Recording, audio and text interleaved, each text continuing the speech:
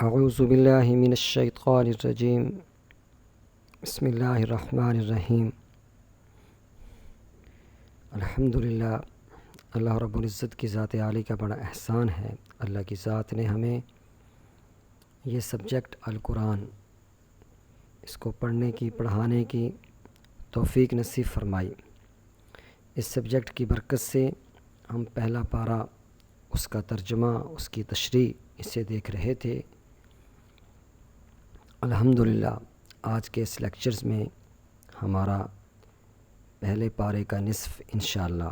ترجمہ اور تشریح کے اعتبار سے انشاءاللہ یہ ہو جائے گا۔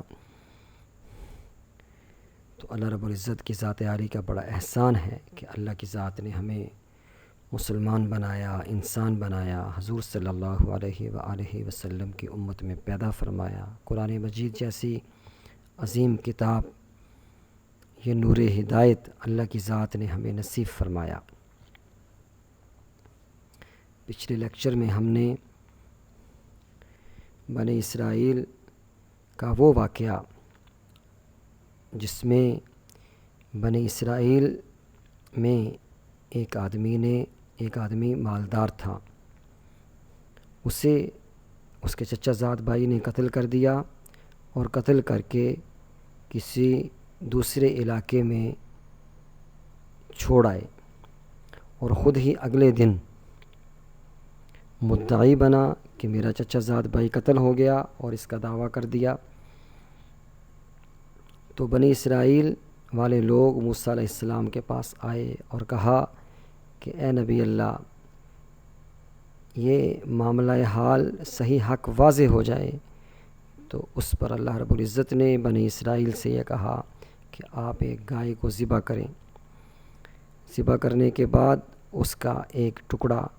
اس جو آدمی قتل ہوا ہے اس کے ماریں، خود ہی اللہ کے حکم سے یہ زندہ ہو کر بتا دے گا مجھے کس نے قتل کیا ہے۔ تو جب بنی اسرائیل سے یہ بات کہی گئی تو انہوں نے مختلف طرح کے آرگومنٹ دیے اور سوالات کیے کہ یا اللہ وہ گائے کیسی ہو، اس کا رنگ کیسا ہو، اور گویا وہ ذبح کرنا نہ چاہتے تھے، مگر اللہ کے حکم سے جب انہوں نے انشاءاللہ کہا اور پوری طرح جب ان کے سامنے بات آئی تو انہوں نے اس بات کو لیا اور ذبح کیا۔ تو اس واقعہ کو ہم دیکھ رہے تھے کہ وہ گائے جو کہ ایک صالح آدمی جس کا ایک بیٹا تھا اور اس کے پاس ایک گائے کی بچیا تھی، اس نے اس بچیا کو اللہ کے لیے ایک جنگل میں چھوڑ دیا اور کہا کہ یا اللہ آپ کے سپرد کرتا ہوں، جب بڑا ہو تو یہ میرے بچے کے کام آئے۔ تو اللہ نے اس گائے کی حفاظت کی، اس کی پرورش کی، وہ جوان ہوئی۔ جب بیٹا بڑا ہوا، جوان ہوا، وہ صالح نوجوان، اس کی والدہ نے اسے کہا اور بھیجا کہ آپ جنگل میں جائیں، آپ کے والد نے آپ کے لیے گائے جو ہے اسے چھوڑ رکھا ہے۔ بیٹا گیا، اللہ کے نام پر اس نے گائے کی علامات پہچان کر اسے بلایا اور گائے کو لے کے آیا۔ والدہ نے اس گائے کو بازار میں فروخت کرنے کا کہا کہ 3 درہم میں فروخت کریں، اور یہ ساتھ شرط لگائی کہ جب تک میں اجازت نہ دے دوں آپ فائنل فروخت کو، خرید و فروخت کو طے نہ کریں۔ جب اللہ کی طرف سے فرشتہ آیا اور اس نے 3 کی جگہ 6 درہم قیمت طے کی، نوجوان نے کہا کہ میں والدہ سے یہ اس بات کا تذکرہ کر لوں، انہیں بتا دوں۔ والدہ نے کہا دے دیں، لیکن پھر فائنل دینے سے پہلے میرے ساتھ پوچھ لیا جائے مجھ سے۔ فرشتے نے پھر قیمت بڑھا دی، 12 درہم لگا دی۔ بچے نے پھر والدہ کے پاس آیا پوچھنے کے لیے، تو والدہ چونکہ ایک دانا اور سمجھدار خاتون تھیں، وہ یہ سمجھ گئیں کہ گویا یہ کوئی انسان نہیں، یہ اللہ کی طرف سے فرشتہ ہے، گویا یہ ہمیں جو ہے غالباً نہ بیچنے کا جو ہے وہ کہہ رہے ہیں۔ تو بیٹا ان کے پاس گیا اور دوبارہ سے پوچھا، تو انہوں نے کہا کہ ابھی اسے روکے رکھیں، اللہ کی طرف سے وہی گائے نشانیوں پر پوری اتری جسے اس کے وزن کے برابر جو ہے وہ قیمت کے عوض جو ہے وہ خرید لیا گیا۔ تو گویا بہت ساری باتیں ہمیں پچھلی آیات کے ترجمے اور تشریح سے معلوم ہوئیں کہ جب بھی کہنا چاہیے تو انشاءاللہ، کوئی بھی نیک کام کریں تو انشاءاللہ کہنا چاہیے، یہ باعث برکت بھی ہے اور مستحب بھی ہے۔ اسی طرح اللہ رب العزت کے احکامات کو جوں کا توں ماننا چاہیے، زیادہ سوالات نہیں کرنے چاہیے۔ اسی طرح اللہ کے راستے میں خیرات کریں، قربانی دیں تو اللہ اس کو بڑھا دیتے ہیں۔ تو آج ہم انشاءاللہ انہی آیت سے متصل آگے ترجمے کو انشاءاللہ ترجمہ اور تشریح انشاءاللہ کریں گے۔ اعوذ باللہ من الشیطان الرجیم وَإِذْ قَتَلْتُمْ نَفْسًا فَادَّارَأْتُمْ فِيهَا وَاللَّهُ مُخْرِجٌ مَا كُنْتُمْ تَكْتُمُونَ۔ اور جب تم نے ایک خون کیا تو ایک دوسرے پر اس کی تہمت ڈالنے لگے، اور جب قتل کر دیا تم نے ایک دوسرے پر اس کی تہمت ڈالنے لگے، ایک دوسرے پر اس کے بارے میں باہم جھگڑنے لگے۔ اس میں واللہ مخرج ما کنتم تکتمون، حالانکہ اللہ ظاہر کرنے والا تھا اس کو جو تم چھپا رہے تھے۔ واللہ مخرج ما کنتم تکتمون، اور اللہ کو ظاہر کرنا تھا ما کنتم تکتمون، جو تم چھپاتے تھے۔ فَقُلْنَا اضْرِبُوهُ بِبَعْضِهَا،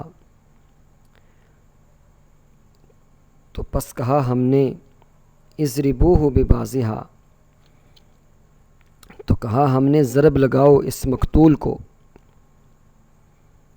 اس گائے کے کسی ٹکڑے سے۔ کذالک یحیی اللہ الموتى، اسی طرح زندہ کرتا ہے اللہ مردوں کو اور دکھاتا ہے وہ تم کو اپنی نشانیاں تاکہ تم سمجھو۔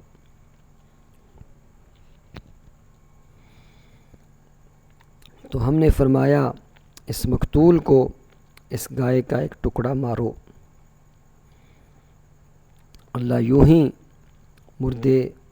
جلائے گا، زندہ کرے گا، اور تمہیں اپنی نشانیاں دکھاتا ہے کہ کہیں تمہیں عقل ہو۔ تشریح میں خزائن العرفان، جو کہ سید محمد نعیم الدین مراد آبادی رحمۃ اللہ علیہ کی تفسیر یہ لکھی ہوئی ہے، اس میں صفحہ 15 پہ حاشیہ میں لکھا ہے، اور تم سمجھو کہ بے شک اللہ تعالیٰ مردے زندہ کرنے پر قادر ہے، اور روز جزا مردوں کو زندہ کرنا اور حساب لینا حق بات ہے۔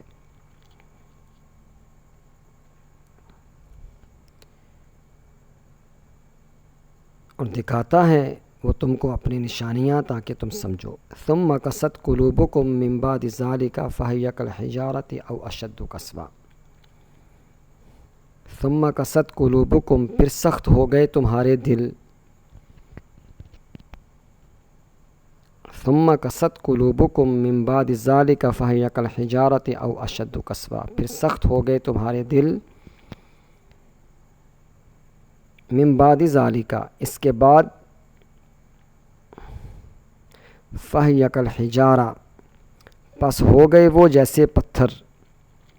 او اشد قسوہ، یا اس سے زیادہ سخت، وَإِنَّ مِنَ الْحِجَارَةِ لَمَا يَتَفَجَّرُ مِنْهُ الْأَنْهَارُ، اور بے شک پتھروں میں ایسے ہیں، وَإِنَّ مِنَ الْحِجَارَةِ، اور بے شک پتھروں میں ایسے ہیں، لَمَا يَتَفَجَّرُ مِنْهُ الْأَنْهَارُ، کہ پھوٹ نکلتی ہیں جن میں سے نہریں، لما یتفجر منہ الانہار، کہ پھوٹ نکلتی ہیں جن میں سے نہریں،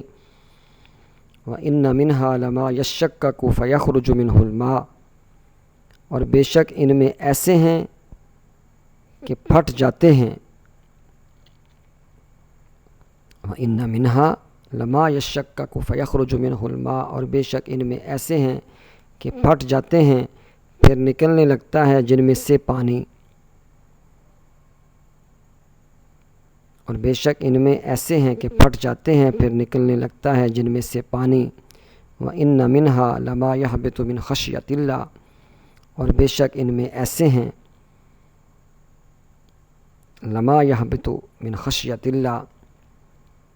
کہ گر پڑتے ہیں اللہ کے خوف سے،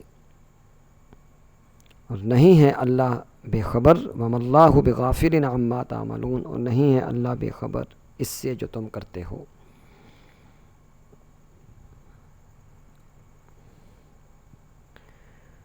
تو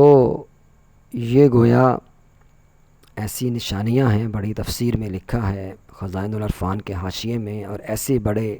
نشانہائے قدرت سے تم نے عبرت حاصل نہ کی۔ بَإِن ہما تمہارے دل اثر پذیر نہیں، پتھروں میں بھی اللہ نے ادراک و شعور دیا ہے،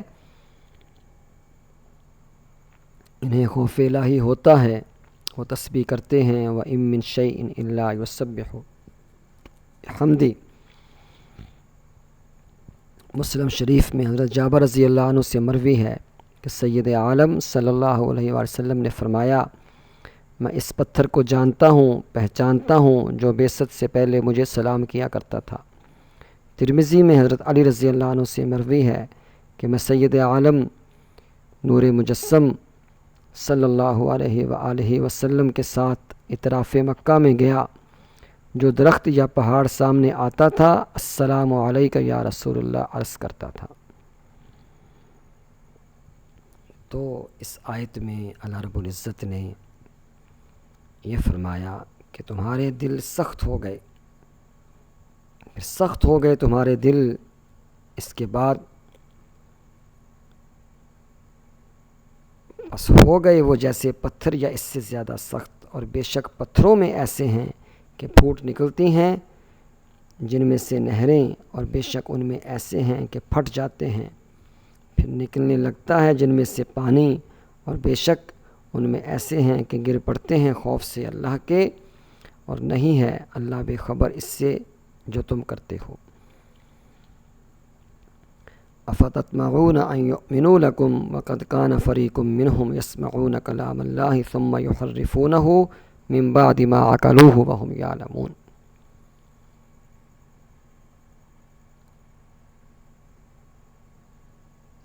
تو اے مسلمانوں، کیا تمہیں یہ طمع ہے؟ تو کیا امید رکھتے ہو کہ ایمان لائیں گے وہ تم پر؟ تو اے مسلمانوں، کیا تمہیں یہ طمع ہے کہ یہ یہودی تمہارا یقین لائیں گے؟ حالانکہ یقیناً ہے ایک گروہ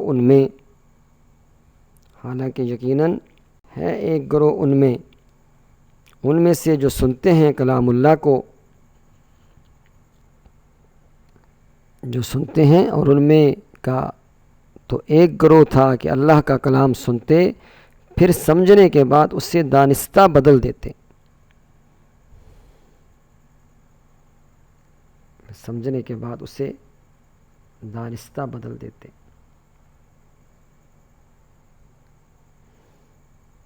جیسے انہوں نے تورات میں تحریف کی، سید عالم صلی اللہ علیہ وسلم کی نعت بدل ڈالی۔ چونکہ یہود کے سامنے یہ بات تھی، ان کی کتاب میں آپ صلی اللہ علیہ وسلم کی نشانیاں موجود تھیں، انہوں نے اپنی کتاب میں تحریف کی، آپ صلی اللہ علیہ وسلم کی نشانیوں کو بدل ڈالا۔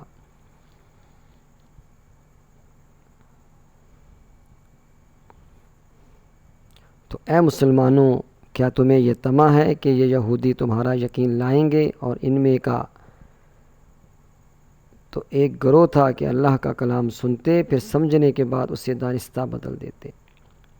وَإِذَا لَقُوا الَّذِينَ آمَنُوا قَالُوا آمَنَّا وَإِذَا خَلَا بَعْضُهُمْ إِلَىٰ بَعْضٍ قَالُوا أَتُحَدِّثُونَهُم بِمَا فَتَحَ اللَّهُ عَلَيْكُمْ لِيُحَاجُّوكُم بِهِ عِندَ رَبِّكُمْ أَفَلَا تَعْقِلُونَ۔ وَإِذَا لَقُوا الَّذِينَ آمَنُوا قَالُوا آمَنَّا، اور جب ملتے ہیں وہ ان لوگوں سے جو ایمان والے ہیں تو کہتے ہیں ہم ایمان لے آئے ہیں، اور جب تنہا ہوتے ہیں ایک دوسرے کے ساتھ، وَإِذَا خَلَا بَعْضُهُمْ إِلَىٰ بَعْضٍ، اور جب تنہا ہوتے ہیں ایک دوسرے کے ساتھ تو کہتے ہیں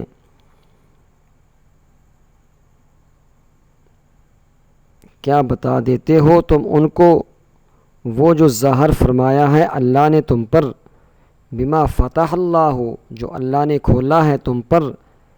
لیحاجوکم بہ عند ربکم، جو ظاہر فرمایا ہے اللہ نے تم پر تاکہ حجت قائم کریں وہ تم پر اسی کے حوالے سے، لیحاجوکم بہ عند ربکم افلا تعقلون، تاکہ حجت قائم کریں وہ تم پر اسی کے حوالے سے تمہارے رب کے سامنے، افلا تعقلون، تو کیا نہیں تم سمجھتے؟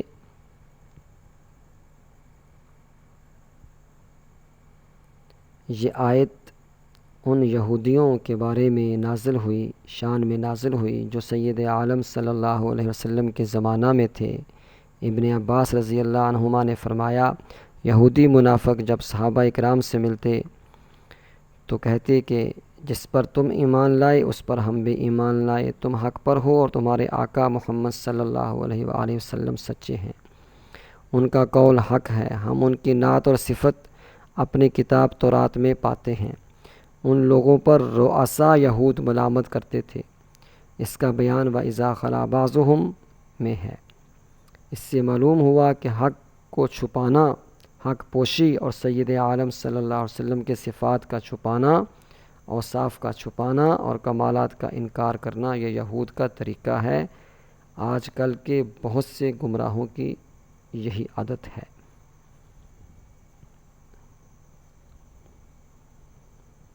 ترجمہ دوبارہ سے دیکھ لیتے ہیں۔ اور جب ملتے ہیں وہ ان لوگوں سے جو ایمان لائے تو کہتے ہیں ہم ایمان لے آئے ہیں، اور جب تنہا ہوتے ہیں ایک دوسرے کے ساتھ تو کہتے ہیں کیا بتائے دیتے ہو تم ان کو وہ جو ظاہر فرمایا ہے اللہ نے تم پر تاکہ حجت قائم کریں وہ تم پر اسی کے حوالے سے تمہارے رب کے سامنے، تو کیا نہیں تم سمجھتے؟ اولا یعلمون ان اللہ یعلم ما یسرون وما یعلنون، اور کیا نہیں وہ جانتے کہ اللہ جانتا ہے جو کچھ وہ چھپاتے ہیں۔ اولا یعلمون ان اللہ یعلم ما یسرون، اور کیا نہیں وہ جانتے کہ اللہ جانتا ہے جو کچھ وہ چھپاتے ہیں اور جو کچھ وہ ظاہر کرتے ہیں۔ ما یسرون، جو کچھ وہ چھپاتے ہیں، وما یعلنون، اور جو کچھ وہ ظاہر کرتے ہیں۔ وَمِنْهُمْ أُمِّيُّونَ لَا يَعْلَمُونَ الْكِتَابَ إِلَّا أَمَانِيَّ وَإِنْهُمْ إِلَّا يَظُنُّونَ، اور ان میں ان پڑھ ہیں کہ نہیں جانتے، وَمِنْهُمْ، اور ان میں امیون ہیں، ان پڑھ ہیں، لا یعلمون الکتاب، کہ نہیں جانتے کتاب کو، الا امانیہ، سوائے اپنی آرزوؤں کے، وَإِنْهُمْ إِلَّا يَظُنُّونَ، اور نہیں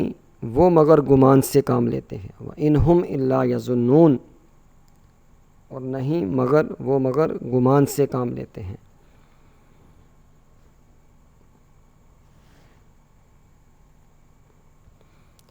فویل للذین یکتبون الکتاب بأیدیہم ثم یقولون ھذا من عند اللہ لیشتروا بہ ثمنا قلیلا فویل لہم مما کتبت ایدیہم وویل لہم مما یکسبون۔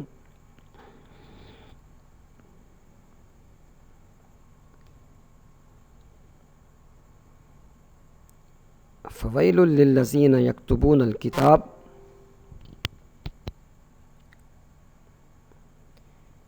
فویل للذین یکتبون الکتاب بأیدیہم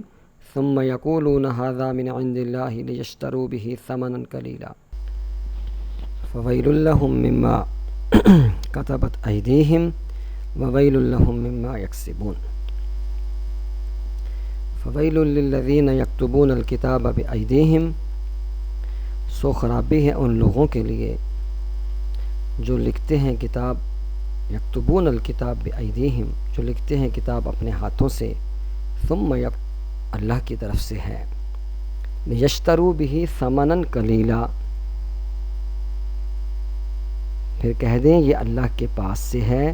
کہ اس کے عوض تھوڑے دام حاصل کریں۔ فویل لہم مما کتبت ایدیہم وویل لہم مما یکسبون، سو خرابی ہے ان کے لیے اس بنا پر جو لکھا انہوں نے اپنے ہاتھوں سے، فویل لہم، سو ہلاکت ہے ان لوگوں کے لیے اس بنا پر، سو خرابی ہے ان لوگوں کے لیے اس بنا پر، مما کتبت ایدیہم، جو لکھا انہوں نے اپنے ہاتھوں سے، وویل لہم مما یکسبون، اور خرابی ہے ان کے لیے اس بنا پر جو وہ کماتے ہیں۔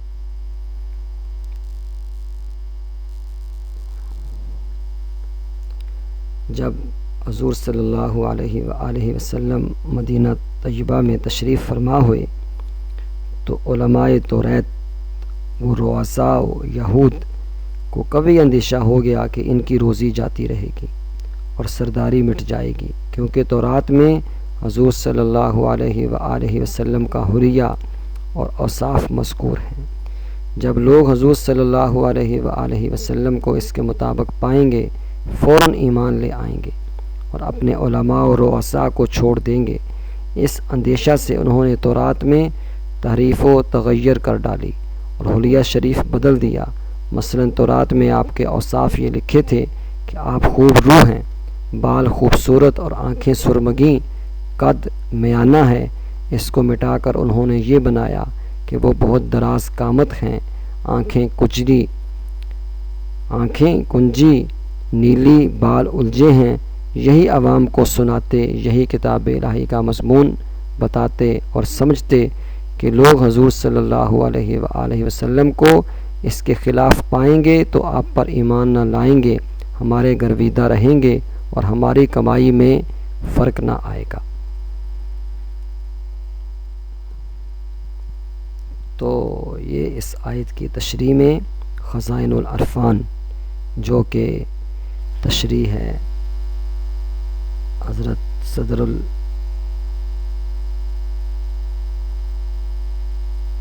الافضل سید محمد نعیم الدین مراد آبادی رحمۃ اللہ علیہ، اس تشریح میں حاشیے میں یہ لکھا ہے جس کو میں نے عرض کیا۔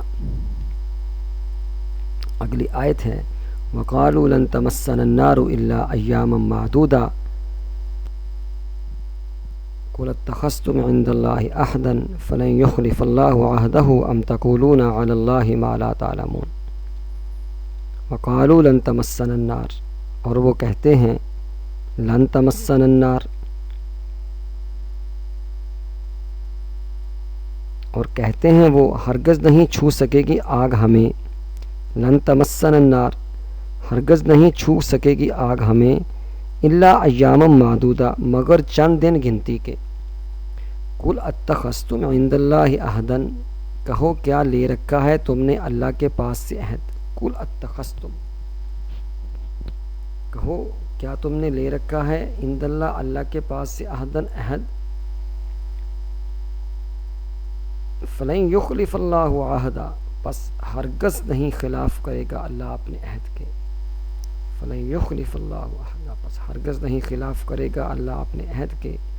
ام تقولون علی اللہ ما لا تعلمون،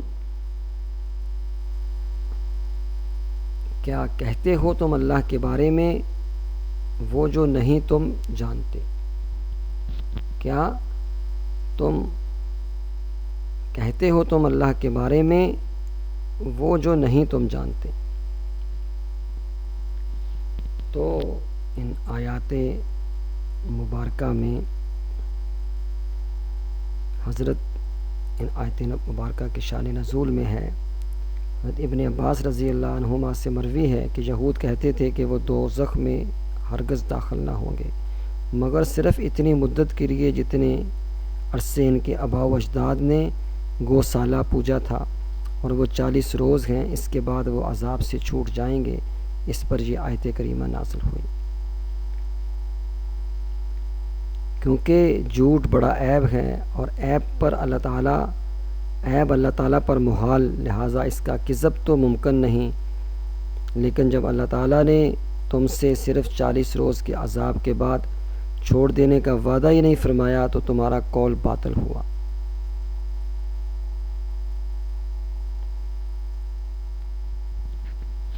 اور کہتے کہتے ہیں وہ ہرگز نہیں چھو سکے گی ہمیں آگ مگر گنتی چند دن گنتی کے، کہو کیا لے رکھا ہے تم نے اللہ کے پاس سے عہد، پس ہرگز نہیں خلاف کرے گا اللہ اپنے عہد کے، کیا کہتے ہو تم اللہ کے بارے میں وہ جو نہیں تم جانتے۔ بلا من کسب سیئۃ واحاطت بہ خطیئتہ فاولئک اصحاب النار ہم فیہا خالدون۔ کیوں نہیں جس نے کمائی برائی اور گھیر لیا اس کو اس کے گناہوں نے، بلا من کسبا، کیوں نہیں جس نے کمائی برائی، سیئۃ واحاطت بہ خطیئتہ اور گھیر لیا اس کو اس کے گناہوں نے، فاولئک اصحاب النار، تو ایسے لوگ ہیں اہل دوزخ، وہ اس میں ہمیشہ رہیں گے۔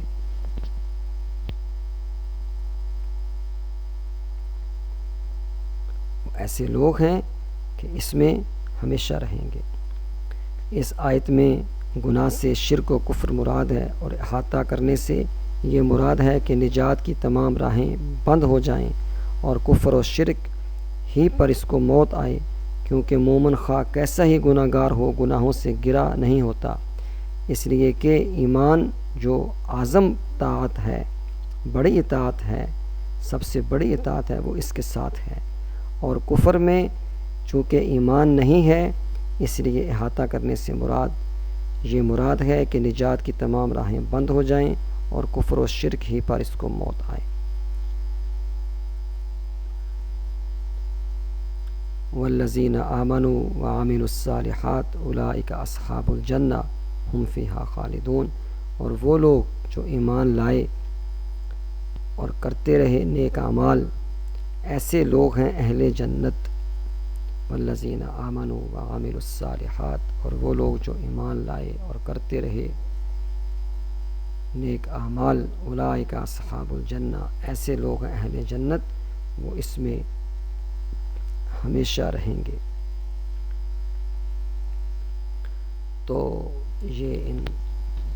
آیات مبارکہ 8واں رکوع، اس کا ہم نے ترجمہ اور اس کی تشریح کو دیکھا،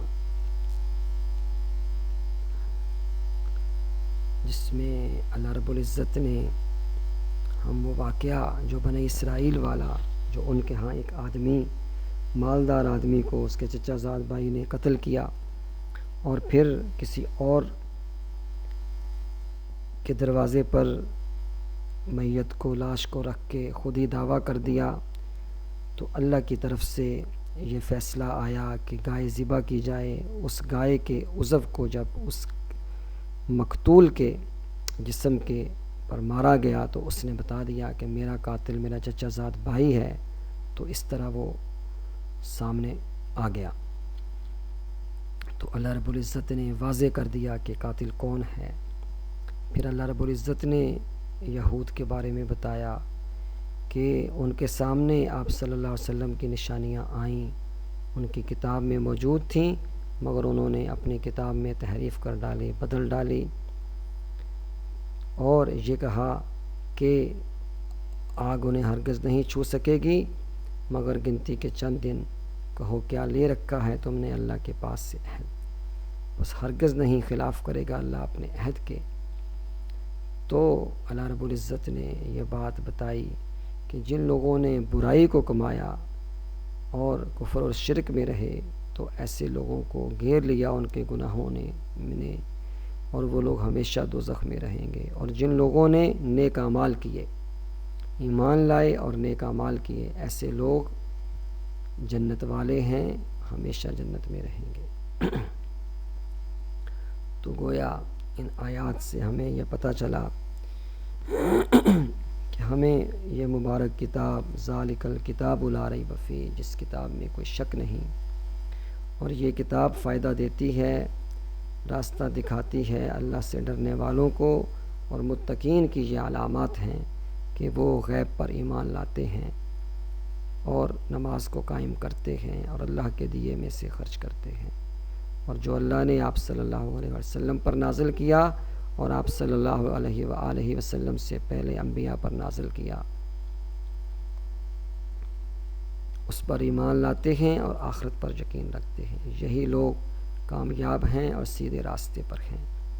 اور ایمان والے اور اعمال کرنے والے لوگ یہ ہمیشہ جنت میں رہیں گے۔ تو اللہ رب العزت ہمیں قرآن مجید کی سمجھ اور اس سے احکامات کی اہمیت اور ان پر عمل کرنا اور اللہ کی طاقت کو ساتھ لینا، آپ صلی اللہ علیہ وسلم کی سنتوں کو اپنی زندگی میں لانا اور اس کو آگے پھیلانا، اللہ رب العزت ہمیں یہ سمجھ، استعداد اور عمل کی خوبی اور ایمان اور عمل کا کمال اللہ رب العزت ہمیں نصیب فرمائے۔ وما علینا الا البلاغ۔